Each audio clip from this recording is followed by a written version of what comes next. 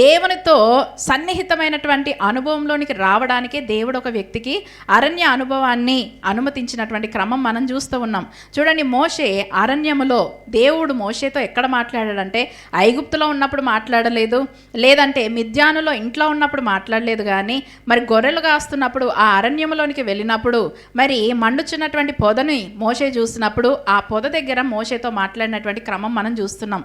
ఒక విషయంలో మనల్ని దేవుడు సిద్ధపరచడానికి ఈ అనుభవాల్ని దేవుడు అనుమతిస్తూ ఉంటాడు.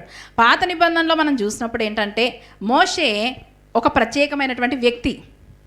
ఐగుప్తు ధనము కంటే మరి క్రీస్తు విషయమైన నింద గొప్ప భాగ్యమని వాటన్నిటిని కూడా వదిలిపెట్టేశాడు. అంటే ఒక మనిషి లగ్జరీ వదిలిపెట్టి అరణ్యాన్ని కోరుకుంటున్నాడు అని అంటే గనక అది అతని సమర్పణకి సూచనగా ఉంది. అందరూ అరణ్య జీవితాన్ని ఇష్టపడరు. అందరికీ ఏంటంటే ఈ రోజున యేసు ప్రభు వారి దగ్గరకు వచ్చేవారిలో ఏంటనంటే 199 మందికి ఏంటనంటే కంఫర్ట్ లైఫ్ కోసమే దేవుని వెంబడిస్తారు. అంతేగాని నన్ను పరీక్షించడానికి అగ్నిలో పుటం వేయబడినటువంటి బంగారం ఏ రీతిగా శుద్ధి చేయబడుతుందో ప్రభా, నాలో ఉన్న విశ్వాసం బయటికి రావడానికి నాకు అన్ని శ్రమలు అనుమతించు అని ఎవరైనా ప్రార్థన చేస్తామా? ఇందుకా మనం వచ్చింది, దీనికోసమా మనం దేవుని నమ్ముకున్నదని పారిపోయే పరిస్థితి.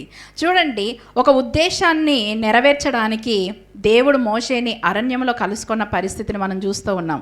చూడండి, ఒక ఉద్దేశంతో హాగరును దీవించడం. మొదటిగా హాగర్ ఏంటంటే గర్వాన్ని చూపించింది యజమానురాలికి, అప్పుడు అరణ్య అనుభవం గుండా వెళ్ళాల్సి వచ్చింది.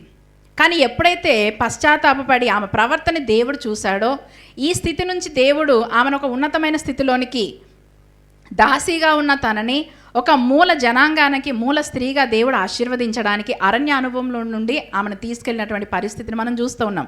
అంటే దేవుడు ఒక్కొక్క వ్యక్తి జీవితంలో ఒక్కొక్క ప్రణాళిక, గొప్ప పిలుపు కలిగినటువంటి వ్యక్తులు, గొప్ప ఆశీర్వాదాన్ని ఇచ్చినటువంటి ప్రజలు ఏంటంటే ఈ అరణ్య అనుభవం గుండా వెళ్ళినటువంటి క్రమం మనం చూస్తూ ఉన్నాం.